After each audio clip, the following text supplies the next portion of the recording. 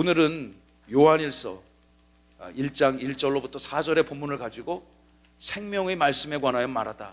우리 다 함께 제목을 시작. 우리 이런 제목으로 은혜를 나누고자 합니다.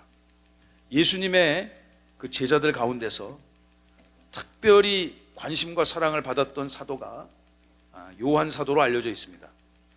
본인이 기록한 복음서에 그렇게 썼어요. 자기가 가장 사랑받은 제자였다고. 이 제자는 다른 사도들이 대부분 순교의 길을 걷게 되어졌습니다. 그런데 이분은 천수를 누리셨고 초대교회 공동체를 건강하게 지켜나가고 또 성도들을 섬기고 또 위대한 성경들을 많이 기록하게 하는 특별한 사역을 하나님께서 그에게 허락해 주셨죠. 오늘 그가 왜 이 하나님의 말씀을 성령의 영감을 받아서 기록하게 되었는가? 그의 그 치열했던 사역의 현장으로 우리 오늘 잠시 여정을 떠나기를 원합니다. 여러분, 이 요한 일서가 언제 기록됐냐면 성경을 연구하는 많은 학자들은 AD 90년경, 그러니까 지금으로 거슬러 올라간다면 약 한 1900년경 정도 되겠죠. 대략 그 어간에 초대교회에 닥쳤던 수많은 위기들, 어려움들을 극복하기 위해서 이 성경책을 성령께서는 그로 하여금 기록하게 하셨다. 여러분, 그것이 그 기독교 역사의 정설입니다. 그런데 그가 이 성경을 기록할 수밖에 없었고 또 그 교회를 지켜나갔던 그 상황의 시대적 배경, 초대교회가 겪고 있었던 각종 상황들을 우리 먼저 함께 고찰하는 것이 오늘의 본문을 이해하는 데 큰 유익이 될 것입니다.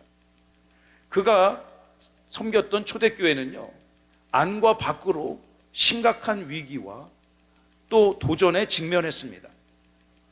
안에서도 문제가 있었고 교회 공동체 바깥에서도 큰 문제가 있었습니다.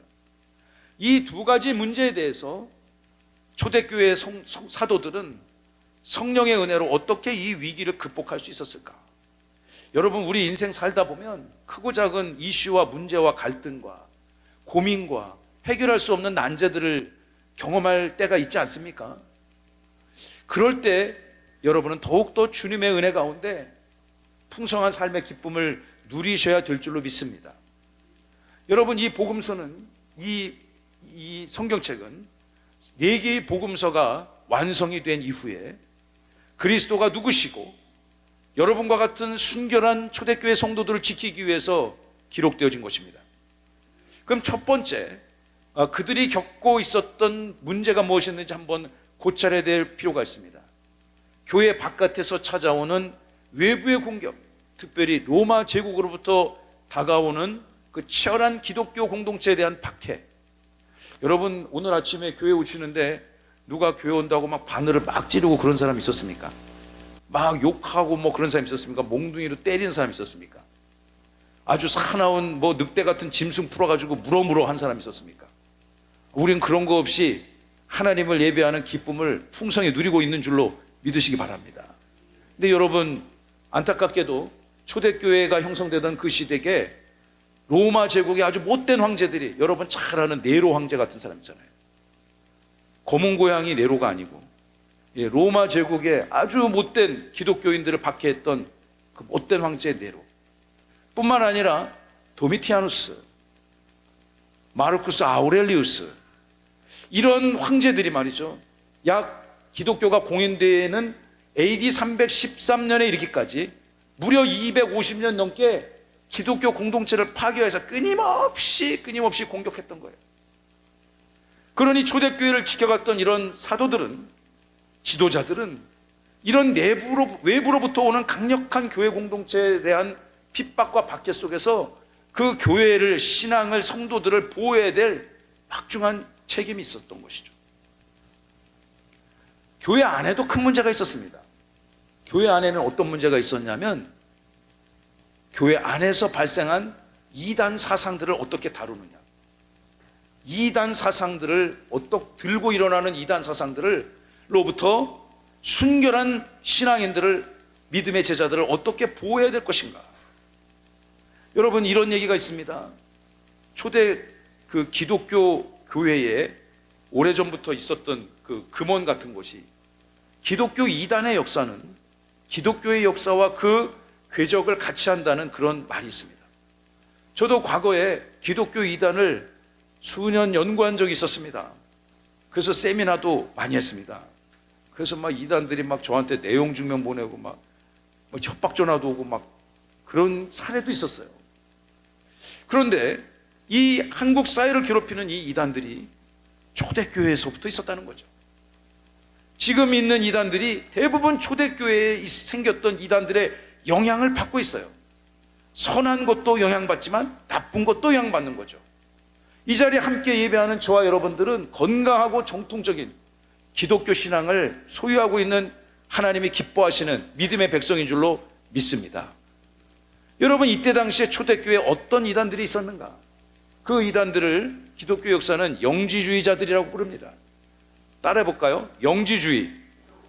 이게 한자로 쓰면 복잡하고요, 영어도 많이 들어본 단어 아닐 거예요. 나스토시즘이라고 불리는데, 그런데 원리는 이렇습니다. 그들은 철저하게 영혼과 영과 육을 분리했어요.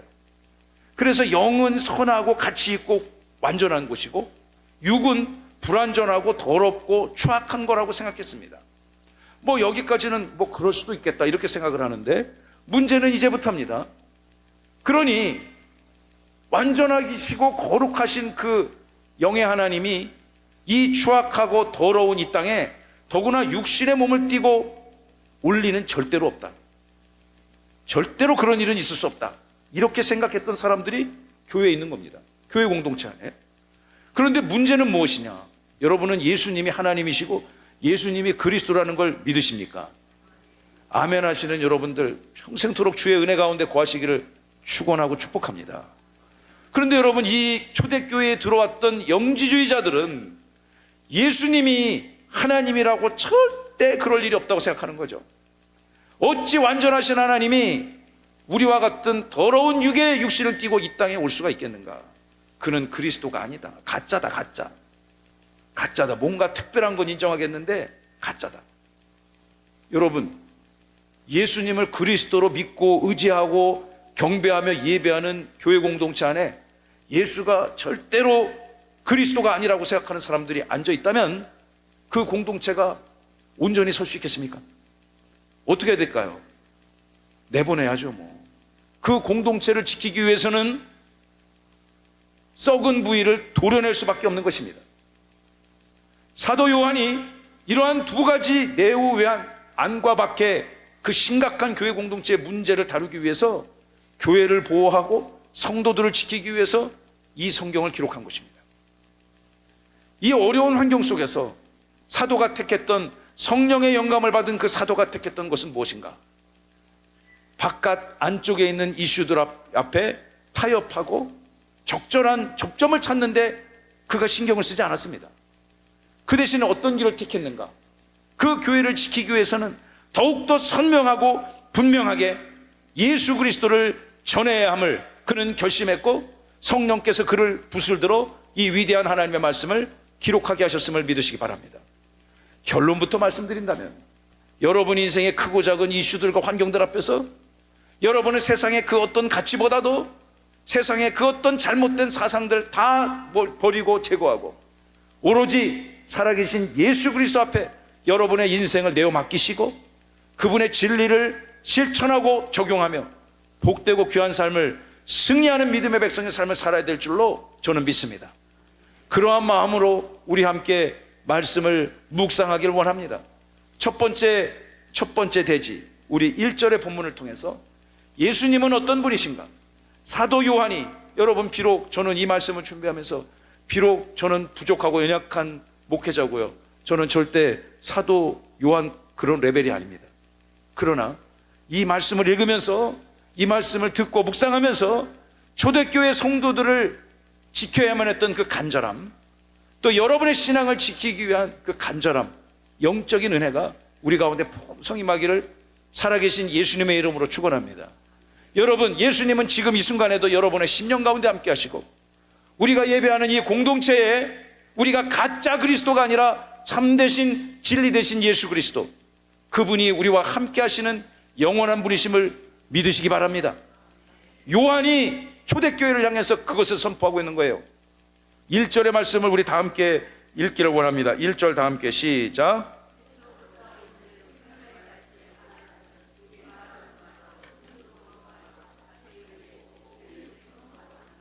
아멘. 태초부터 있는 생명의 말씀, 예수 그리스도죠. 그 예수 그리스도를 눈으로 봤고 손으로 만졌고 느꼈고 했다는 겁니다. 누가요? 초대교회 성도들이. 그도 그럴 수 있을 것 같지 않습니까? 2000년 전 예수님을 직접 만난 사람이 있었습니다. 예수님의 옷자락, 때로는 예수님이 손을 내밀어 그를 감싸주시고 안아주시고 치유하고 회복시켜줬던 수많은 초대교회 복음 시대를 살았던 그들은 예수님을 실제로 만지고 느끼고 호흡하고 심지어 예수님의 설교를 직접 들었을 것입니다. 여러분들은요? 2025년 이 시대를 살아가는 여러분들은 어떻습니까? 여러분들, 우리가 조금 전에 하나님이 함께하면 됩니다를 외쳤어요. 할렐루야. 그리고 조금 전에 이 말씀 우리도 느끼고 보아오고 만지고 또 하나님의 위대하신 영과 사랑을 소유했노라고 우리가 고백하지 않습니까? 우리는 무슨 근거로 그렇게 말할 수 있을까요? 제가 이 본문을 참 좋아합니다. 그래서 여러 가지 성경 보존본, 우리 신약 성경이 최초로 기록된 헬라어 원문 원어 성경도 찾아보고요, 또 여러 가지 영어 성경 보존본을 찾아보니까 우리 성경 여러분이 갖고 읽고 있는 거랑 약간 다른 중요한 한 가지를 찾게 되어졌습니다. 우리 그 PPT를 좀 띄워주십시오. 여러분 아래는 여러분이 많이 갖고 계시는 NIV 성경 버전입니다. 거기 노랗게 마킹된 부분을 주의 깊게 보셔야 돼요. 그것이 무엇이냐면, 여러분 서양 언어에는 어떤 동작이 언제 발생해서 이 동작이 언제 발생해서 언제 중단됐는지, 그리고 지금은 어떤 상태인지를, 그 시제의 특징을 분명히 제시하는 언어적 특징이 있습니다. 우리 한국어에는 그런 특징이 별로 없습니다. 옆나라 중국어 같은 문법적 특징에는요 아예 그런 개념이 없어요. 각 나라마다 그런 특징이 있는 거죠. 그런데 성경이 기록된 이 언어, 특별히 우리가 모두가 다 배우는 이 영어에는 그러한 개념이 분명히 담겨져 있어요. 제가 이 여러 가지 한 10가지 영어 성경 버전을 읽어보니까 대부분 저렇게 표현이 되어져 있어요. 노랗게. 이게 무슨 뜻이냐? 만져왔는데 2000년 전에 만졌던 것이, 예수님 만졌는데 그것이 그 2000년 전 과거의 사건으로 종료된 것이 아니고, 여러분과 같은 예수 그리스도 믿는 그리스도 공동체의 성도들에게 지금도 계속 만져지고 있다는 거예요. 할렐루야. 예수님의 말씀이 2000년 전 초대교회 성도들이 예수님을 느끼고 그의 음성을 듣고 설교를 들었는데, 그 설교를 들은 이 그리스도의 제자들이 계속해서 2000년 동안 지금도 듣고 있다. 할렐루야.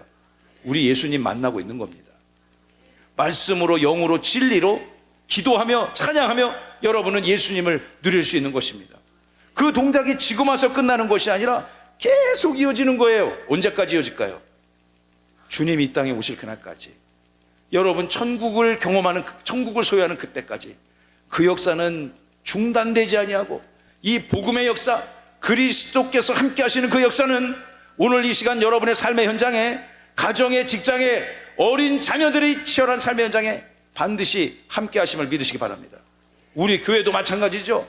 하나님이 도우시고 함께 하시지 않는다면 우리 힘과 지혜와 능력과 재력으로는 이 전을 건축할 수가 없었습니다. 2000년 전 사도 요한의 그 치열했던 교회 시대에 역사하시고 누렸던 그 예수님이 오늘도 우리와 함께 하신다는 그 거룩하고 숭고한 믿음, 그것이 여러분의 것이기를 살아계신 예수님의 이름으로 축원하고 축복합니다.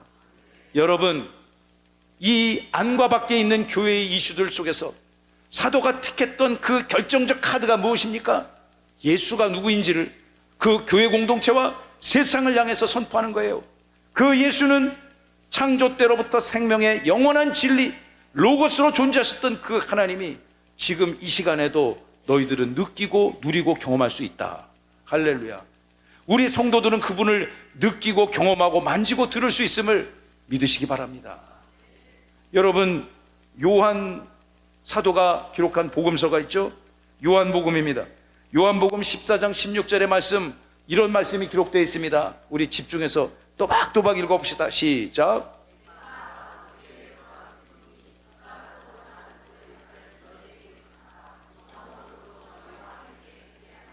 아멘. 아버지께 예수님이 하나님께 구하겠다는 거예요. 무엇을 위해 기도하냐면, 잘 보세요. 그가 하나님께서 또 다른 보혜사를 너희에게 보내주실 것이다. 할렐루야. 다 함께 우리 또 다른 보혜사. 누굽니까 이분이? 너무 감동적이네요.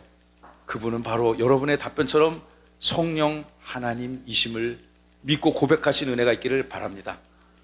이만희가 아닙니다. 무슨 근거로 지가 보혜사라고 그러는지 저는 당체 이해할 수가 없어요. 뭐 근거가 있어야 될 거 아니에요, 주장을 하면은. 그렇잖아요? 근데 뭐 심지어 뭐 자기가 메시아라고 주장하는 이상한 사람들도 있으니까 그 자기는 이제 한 단계 낮췄다 이거지, 보혜사라고. 여러분, 그렇지 않습니다. 절대로 그는 보혜사가 될 수 없습니다. 보혜사 성령 하나님은 예수 그리스도 성부 하나님과 동일한 위격을 가지신 완전하신 하나님이심을 믿으시기 바랍니다. 그 하나님을 보내주신다는 거예요. 그 하나님을, 예수 그리스도께서는 2000년 전 이 땅에서의 사역을 마치시고 그분과 똑같은 능력과 권세와 위엄을 가지신 성령 제3의 하나님을 여러분에게 붙여주시는 거예요. 할렐루야. 그 하나님은 여러분을 위한 최고의 하나님이시고 완전하신 하나님이시고 여러분의 가정을, 가문을 구원으로 이끄신 분이고 이 교회의 주권자가 되시며 온 땅 열방의 건강한 기독교의 주재자요 통치자가 되심을 믿으시기 바랍니다. 우리 그분을 믿고 의지하고 따라야 되는 것입니다.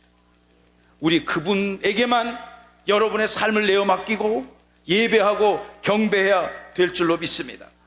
여러분, 우리 예수님은요 절대로 이념적이고 관념적이고 사변적인 분이 아닙니다. 여러분의 인생의 삶에 실제적으로 역사하시는 그 하나님, 그 하나님을 누리시기를 바랍니다. 저도 예전에 이런 하나님이 잘 안 믿겨졌습니다. 그래서 어릴 적부터 교회는 다녔지만 성령의 역사가 제 인생에 관여하는 것을 원치 않아서 이렇게 예배를 드리고 돌아가서 지퍼로 딱 잠궜어요. 이렇게 나오지 마시라고. 성령 하나님 나오지 마시라고. 내가 다시 열 때까지 나오지 마시라고. 예? 이런 교만한 인생이 저였습니다. 그러나 하나님께서 이런 인생도 깨우쳐 주셔서 그 하나님이 나의 하나님이고 사도 요한이 찾았던 그 하나님이 여러분의 하나님이고 우리 모두의 하나님인 줄로 믿으시기 바랍니다. 이 원리를 깨닫고 믿고 또 고백하게 되니까 인생의 패러다임이 바뀌는 거예요. 여러분, 사도 요한이 그 공동체를, 여러분과 같이 귀한 믿음의 백성들을 구하기 위해서 두 번째 어떤 메시지를 주었을까요? 우리 2절의 본문을 통해서 이런 예수님을 만나셔야 됩니다. 시작. 태초로부터 아버지와 함께 계시다가 우리와 같은 사람으로 나타나셨다. 아멘. 여러분, 예수님 이런 분이라고요. 예수님이 하나님이셨어요. 태초 전부터 존재하신 완전하신 하나님이 지금과 함께 하시는데 그 하나님이 여러분의 영혼과 인생을 구원하기로 작정하시고 이 땅에 인간의 모습으로 오셨다는 겁니다. 할렐루야. 여러분, 이것을 여러분이 아멘으로 고백하는 하나님 너무 기뻐하실 거라고 저는 생각해요. 여러분, 영지주자들은 절대로 그럴 수 없다고 생각했어요. 그것이 틀리다고 생각했어요. 가현설, 가짜가 나타났다고 생각했어요. 어떤 트로트, 미스터 트롯이 진짜가 나타났다 지금. 음이 안 맞네. 죄송합니다. 여러분, 예수님은 진짜 하나님이에요. 그 하나님이 여러분과 같이 호흡하고 생명을 가진 인간의 육신으로 타고 왔다? 여러분, 이거 정말 인간의 언어로 형용할 수 없는 어마무시한 것입니다.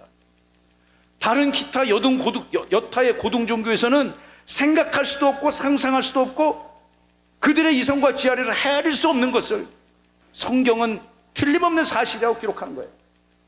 저도 과거에 성령님을 제 성경의 지퍼 속에 가둬놓고 살았을 때 안 믿겨지는 거예요. 그러나 하나님께서 저의 마음의 문을 열어주시고 그것이 참 진리임을 깨닫게 해주셨을 때 제가 성경을 읽으며 이런 고백을 한 적이 있습니다. 성경은 인간이 쓴 것이 아니다. 믿으시면 아멘. 그러니까 믿지 않는 사람들은 이해가 안 되지. 인간이 쓴 것이 아니니까. 여러분, 어떻게 저는 성경을 보면서 지금도 간혹 생각해요. 야, 도대체 이 사람은 물론 모세가 뛰어나고 바울이 얼마나 뛰어난 분입니까? 물론 그분이 개인적인 역량이 대단히 뛰어난 분들이지만 도대체 그는 이것을 어떻게 알고 썼을까?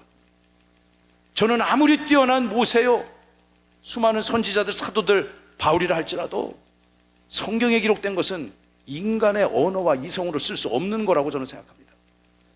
그 하나님이, 성경이, 그 하나님이 이 땅에 여러분을 살리기 위해 인간으로 오셨다는 것입니다.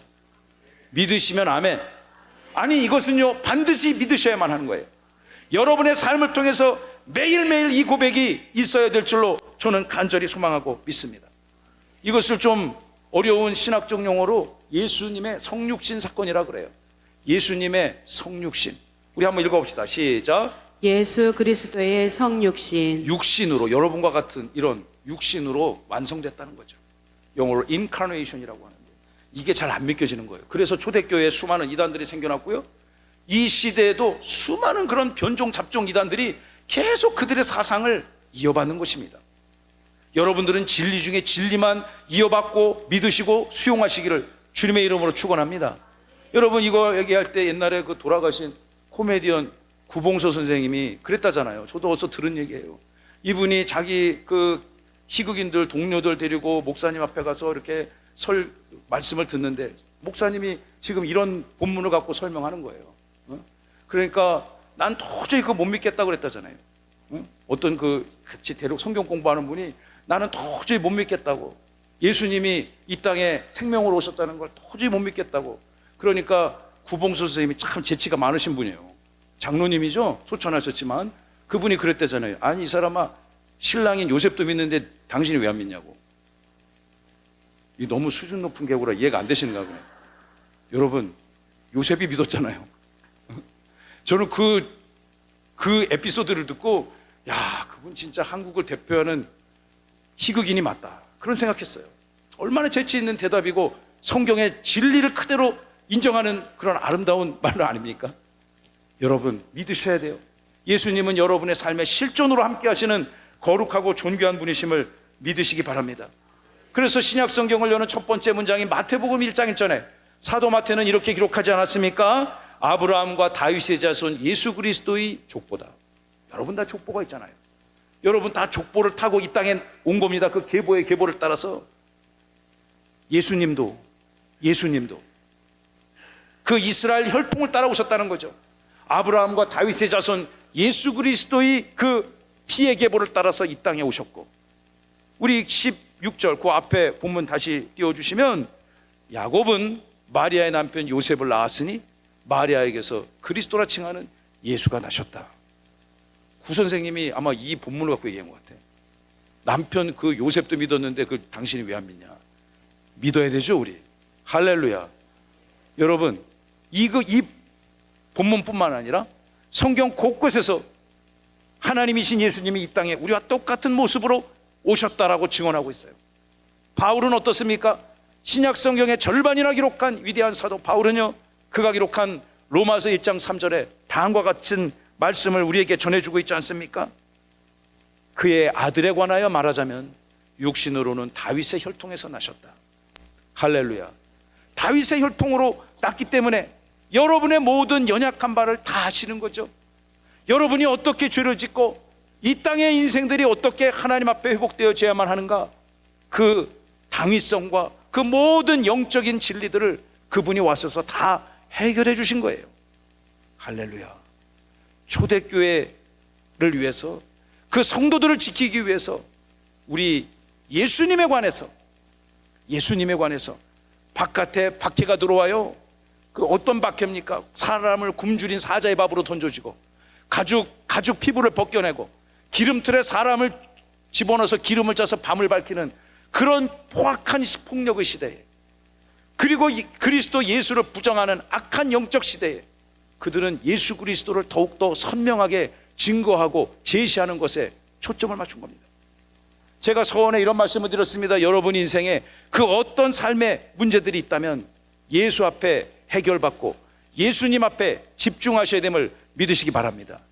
우리가 여러분 3절 4절을 통해서 이러한 능력의 예수님, 우리의 모든 연약함을 치유하고 회복시키는 그 예수님, 여러분이 예수님과 교제한다면, 여러분과 사귄다면, 여러분이 예수님과 두 손 잡고 여러분의 인생을 날마다 공유한다면 어떤 일이 생겨날까요?